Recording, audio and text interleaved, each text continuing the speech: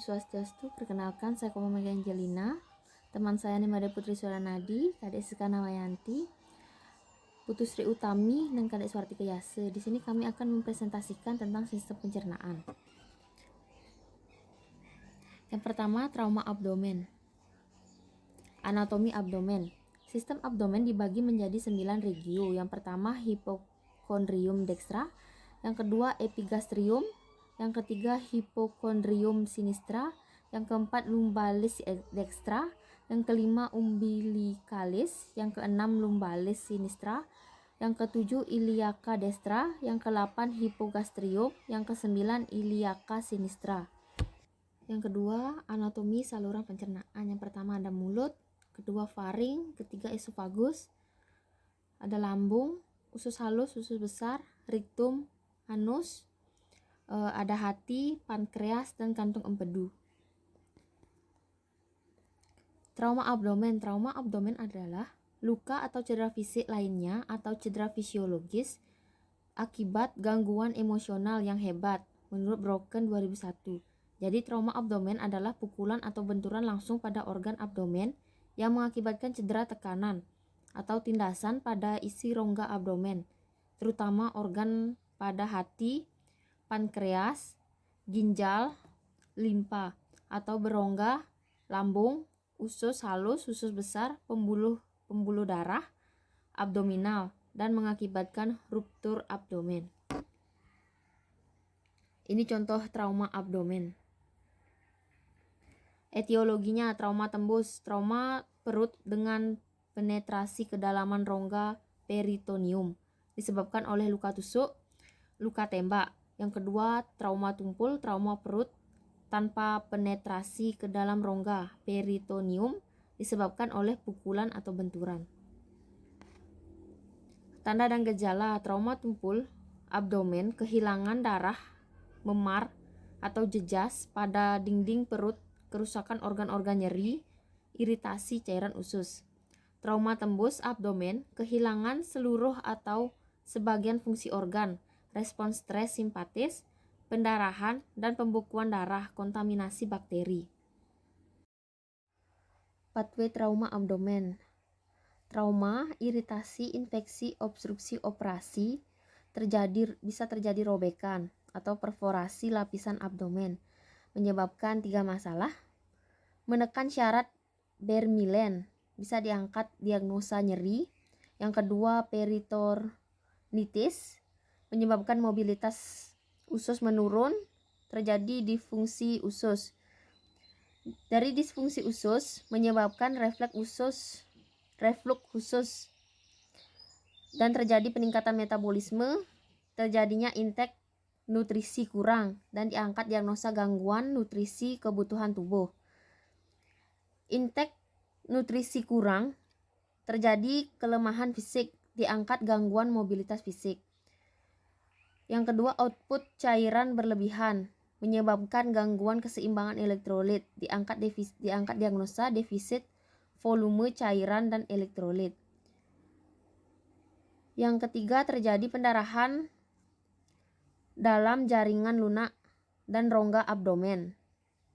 Bisa dilakukan tindakan invasif drain dan diangkat diagnosa risiko tinggi infeksi. Pemeriksaan diagnostik. Penanganan awal, trauma non penetris. Yang kedua, penetrasi atau trauma tajam. Bisa penanganan di rumah sakit, penata laksanaan kedaruratan. Komplikasi. Untuk komplikasi segera, hemoragi, shock, dan cedera. Untuk lambat, infeksi menurut Smelser 2001. Perkenalkan, nama saya Putu Sri Utami. Di sini saya akan menjelaskan tentang asuhan keperawatan. Ada pengkajian, diagnosa, intervensi, implementasi, dan evaluasi. Asuhan keperawatan trauma abdomen. Pengkajian adalah pemikiran dasar yang bertujuan untuk mengumpulkan informasi atau data tentang klien agar dapat mengidentifikasi, mengenal masalah-masalah kebutuhan kesehatan dan keperawatan klien, baik fisik, mental, sosial, dan lingkungan. Yang pertama, pengkajian sekunder. Ada identitas pasien, riwayat penyakit sekarang, riwayat penyakit dahulu, riwayat penyakit keluarga. Yang kedua, pengkajian primer, ada ABCDE. Diagnosa keperawatan. Ketidakefektifan pola nafas berhubungan dengan pendarahan intraabdomen, nyeri akut berhubungan dengan agen pencedera fisik, dan kerusakan integritas kulit berhubungan dengan faktor mekanis. Intervensi rencana tindakan keperawatan dari pasien Nyonya K yang berusia 50 tahun dirawat di ruang IGD. Diagnosa medisnya trauma abdomen, alamat Desa Panji. Pada hari atau tanggal 9 Maret 2021 jam 10 WITA. Diagnosa keperawatannya pola nafas tidak efektif berhubungan dengan perdarahan intraabdomen. Kemudian NOC-nya setelah dilakukan tindakan 3 kali 24 jam diharapkan pola nafas klien kembali normal dengan kriteria hasil respiratory status RR normal, auskulturasi suara nafas, saturasi oksigen normal, penggunaan otot bantu. Kemudian NIC-nya RW manajemen. Yang pertama, posisikan klien untuk memaksimalkan ventilasi, auskultasi apakah ada suara tambahan, monitoring status respirasi dan oksigenasi. Yang keempat, berikan bronkodilator yang sesuai. Yang kelima, pertahankan potensi jalan napas. Pada tanggal 9 Maret 2021 jam setengah 11 WITA, nyeri akut berhubungan dengan agen pencedera fisik. NOC-nya setelah dilakukan tindakan keperawatan selama 3 kali 24 jam diharapkan nyeri akut berkurang atau hilang dengan kriteria hasil pain control. Pasien mampu mengontrol nyeri atau tahu penyebab nyeri, mampu menggunakan teknik non-farmakologi untuk mengurangi nyeri. Pasien melaporkan bahwa nyeri berkurang. Yang ketiga, pasien mampu mengenali skala nyeri, skala intensitas dan frekuensi. Pain management, lakukan pengkajian nyeri komprehensif yang meliputi lokasi, intensitas atau beratnya nyeri, dan faktor pencetus. Yang kedua, kontrol lingkungan yang mempengaruhi nyeri. Ketiga, ajarkan teknik farmako dan non-farmakologi, distraksi, relaksasi nafas dalam, kolaborasi dengan dokter mengenai pemberian analgetik. Kemudian, kerusakan integritas kulit berhubungan dengan faktor mekanis. Setelah dilakukan tindakan keperawatan selama 3 kali 24 jam, diharapkan gangguan integritas kulit dapat teratasi dengan kriteria hasil. Integritas jaringan yang pertama, tidak ada lesi pada kulit, tidak terjadi penebalan kulit, tidak ada eritema, dan integritas kulit tidak terganggu. Pemberian obat kulit. Yang pertama, ikuti prinsip 6 benar pemberian obat. Yang kedua, monitor kulit untuk adanya ruam dan lecet. Ketiga, monitor kulit terhadap perubahan warna, memar. 4. Berikan agen topikal sesuai yang diresepkan.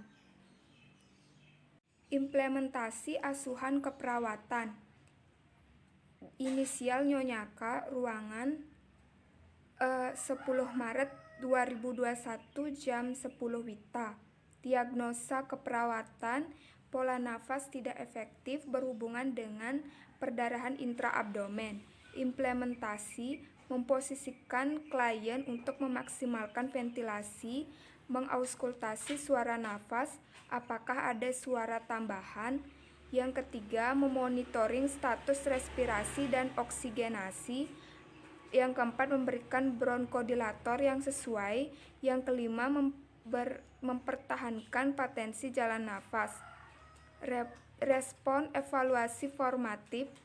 Subjektif, pasien mengatakan sesaknya sudah berkurang. Objektif, pasien tampak lebih tenang.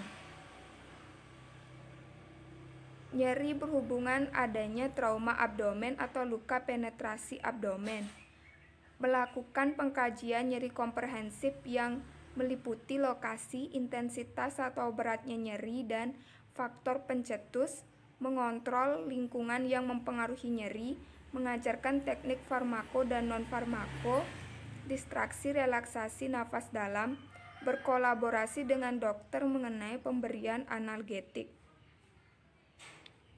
Kerusakan integritas kulit berhubungan dengan faktor mekanis. Yang pertama, mengikuti prinsip 6 benar pemberian obat. Yang kedua, memonitor kulit untuk adanya ruam dan lecet. Yang ketiga, memonitor kulit terhadap perubahan warna, memar.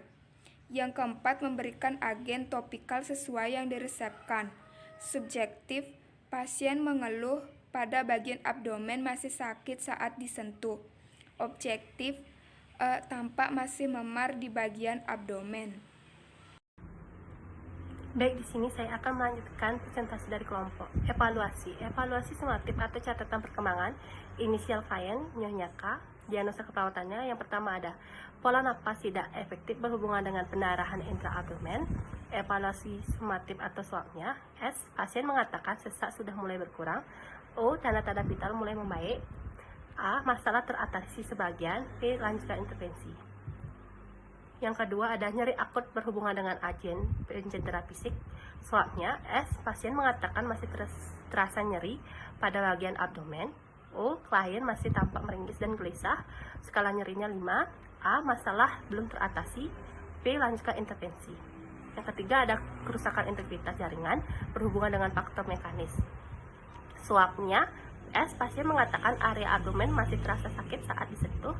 O. Masih dapat memar di area abdomen. A. Masalah belum teratasi. B. Intervensi dilanjutkan. Kasus yang kedua yaitu keracunan. Racun adalah bahan yang jika tertelan, terhirup, terasap ke dalam kulit, misalnya dari tanaman, atau suntikan, misalnya dari sengatan serangga. Bisa menyebabkan penyakit, kerusakan, dan kadang-kadang menimbulkan kematian. Keracunan makanan adalah keadaan darurat yang diakibatkan masuknya suatu zat atau makanan ke dalam tubuh melalui mulut yang mengakibatkan bahaya bagi tubuh. Epidemiologinya, menurut Gaman dan Sherrington tahun 1996, yang mengatakan bahwa keracunan makanan adalah gejala yang disebabkan karena mengkonsumsi makanan yang beracun atau terkontaminasi bakteri atau mikroorganisme. Gejala yang paling umum adalah sakit perut, pusing, mual muntah, dan diare. Pedoman penyelidikan epidemiologi dan penanggulangan KLB adalah timbulnya atau meningkatnya kesakitan atau kematian yang bermakna secara epidemiologis dalam kurun waktu dan daerah tertentu. Adapun penyebabnya, pertama ada mikroba, yang kedua ada bahan kimia, yang ketiga ada toksin. Adapun klasifikasinya, keracunan dapat terjadi karena berbagai macam penyebab yang mengandung bahan berbahaya dan potensial dapat menjadi racun. Penyebab-penyebabnya tersebut antara lain ada makanan, baygon, bahan kimia, asidosis metabolik, dan gigitan ular berbisa. Adapun pemeriksaan fisik, yang pertama ada tanda-tanda vital, distres pernapasan, cyanosis, takipnu atau dyspnu, yang keempat hipoksia, yang kedua ada neurologi, sirkulasi, GT tract, kardiovaskuler. Adapun pemeriksaan diagnostik, yang pertama ada pemeriksaan laboratorium, yang kedua ada gas darah arteri, yang ketiga ada uji fungsi ginjal, yang keempat ada osmolalitas serum, yang kelima ada elektrokardiogram, yang keenam ada CT scan. Adapun komplikasinya, yang pertama ada henti napas, yang kedua ada henti jantung, yang ketiga ada korosi esofagus atau trakea jika substansi penyebabnya terigesti, yang keempat ada shock sindrom gawat pernapasan akut, yang kelima ada edema cerebral atau konvulsi.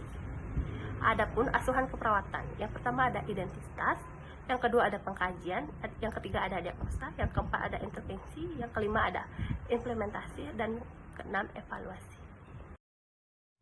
Baik, terima kasih sebelumnya atas waktunya. Di sini saya Siska akan menyampaikan presentasi dari teman saya. Untuk dianalisa, terdapat data subjektif. Klien mengatakan merasa sesak saat bernafas. Untuk data objektif, klien tampak gelisah, klien tampak tersengal-sengal dengan respirasi 22 kali per menit dengan nafas cepat.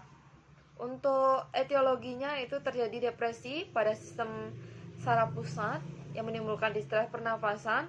Kemudian terjadi hipoksia yang menimbulkan pola nafas tidak efektif. Jadi untuk diagnosa yang pertama itu ada pola nafas tidak efektif. Untuk yang kedua yaitu data subjektifnya, klien mengatakan lemas. Untuk data objektif, klien nampak mual dan muntah dengan tekanan darah 100/70 mm/Hg. Jadi untuk etiologinya, faktor makanan yang dikonsumsi kemudian masuk ke dalam tubuh dan mencapai usus halus. Kemudian di usus halus terjadi peningkatan isi lumen, di mana peningkatan isi lumen ini menimbulkan terjadinya hiperperistaltik usus yang menyebabkan terjadinya gangguan pada proses penyerapan makanan, air, dan elektrolit yang menimbulkan muntah dan juga diare. Serta dari sini kita dapat mengambil diagnosa yang kedua yaitu defisit volume cairan. Adapun di sini untuk diagnosa keperawatan pada kasus keracunan yang kita ambil itu ada dua diagnosa. Yang pertama, ketidakefektifan pola napas berhubungan dengan obstruksi tracheobronchial ditandai dengan sesak nafas. Yang kedua, defisit volume cairan berhubungan dengan kehilangan cairan ditandai dengan muntah. Untuk intervensi keperawatannya, untuk diagnosa yang pertama itu ketidakefektifan pola nafas berhubungan dengan obstruksi tracheobronchial ditandai dengan sesak dengan respirasi 22 kali per menit. Adapun kriteria hasil yang diharapkan itu setelah 2 kali 24 jam diharapkan pola nafas kembali efektif dengan kriteria hasil frekuensi napas, irama dalam kisaran normal, tidak terdapat suara tambahan, jalan nafas kembali paten. Untuk NIC-nya itu monitor kecepatan, irama, kedalaman, dan kesulitan bernafas. Yang kedua, catat pergerakan dada, catat ketidaksimetrisan penggunaan otot bantu nafas, dan retraksi pada otot supravikulas dan interkosta. Yang ketiga, monitor suara nafas tambahan seperti ngorok atau menghi. Yang keempat, monitor pola nafas. Dan yang kelima, auskultasi suara nafas. Catat area di mana terjadi penurunan. Untuk diagnosa yang kedua, yaitu defisit volume cairan, berhubungan dengan kehilangan cairan ditandai dengan muntah. Untuk kriteria hasilnya, setelah 2 kali 24 jam, diharapkan volume cairan membaik dengan kriteria hasil, turgor kulit membaik, kelembaban mukosa membaik, tekanan darah dalam batas normal, berat badan stabil, dan terjadi keseimbangan intake dan output. Jadi untuk intervensinya, yang pertama itu timbang berat badan setiap hari dan monitor status pasien. Yang kedua, jaga intake dan asupan yang akurat dan catat output pasien. Selanjutnya, berikan terapi IV seperti yang ditentukan. Selanjutnya, untuk yang keempat yaitu monitor status hidrasi, misalnya membran mukosa lembab, denyut nadi adekuat, dan tekanan darah ortostatik. Yang kelima itu monitor tanda-tanda vital pasien. Adapun implementasi asuhan keperawatan untuk diagnosa yang pertama yaitu ketidakefektifan pola nafas berhubungan dengan obstruksi tracheobronchial ditandai dengan sesak nafas dengan respirasi 22 kali per menit. Dengan implementasi keperawatan itu yang pertama memonitor kecepatan, irama, kedalaman, dan kesulitan bernafas. Yang kedua itu mencatat pergerakan dada, catat ketidaksimetrisan penggunaan otot-otot bantu nafas, dan retraksi pada otot supravikulas dan interkosta. Yang ketiga yaitu memonitor suara nafas, tambahan seperti ngorok atau menghip. Yang keempat, memonitor pola nafas. Yang kelima, mengauskultasi suara nafas. Catat area di mana terjadi penurunan atau tidak adanya ventilasi dan keberadaan suara nafas tambahan. Untuk implementasi yang kedua, diagnosanya itu defisit volume cairan berhubungan dengan kehilangan cairan, ditandai dengan muntah. Untuk implementasi yang pertama yaitu menimbang berat badan setiap hari dan monitor status pasien. Yang kedua, menjaga intake atau asupan yang akurat dan catat output pasien. Yang ketiga, itu memberikan terapi IV seperti yang ditentukan. Yang keempat, memonitor status hidrasi, misalnya membran mukosa lembab, denyut nadi adekuat, dan status tekanan darah ortostatik. Dan memonitor tanda-tanda vital. Untuk evaluasinya, yaitu diagnosa yang pertama, ketidakefektifan pola nafas berhubungan dengan obstruksi trakeobronkial, ditandai dengan sesak nafas dengan respirasi 22 kali per menit. Dengan evaluasi subjektif, klien mengatakan sudah tidak mengalami kesulitan dalam bernafas. Objektif, klien nampak sudah bisa bernafas normal. Dan A itu sudah tercapai, masalah sudah tercapai. Dan P itu pertahankan kondisi klien. Untuk diagnosa yang kedua yaitu defisit volume cairan berhubungan dengan kehilangan cairan, ditandai dengan muntah. Dengan S-nya, klien mengatakan sudah tidak merasa lemas dan mual. O, klien tidak nampak pucat. A, masalah sudah tercapai. Dan P, planning pertahankan kondisi klien.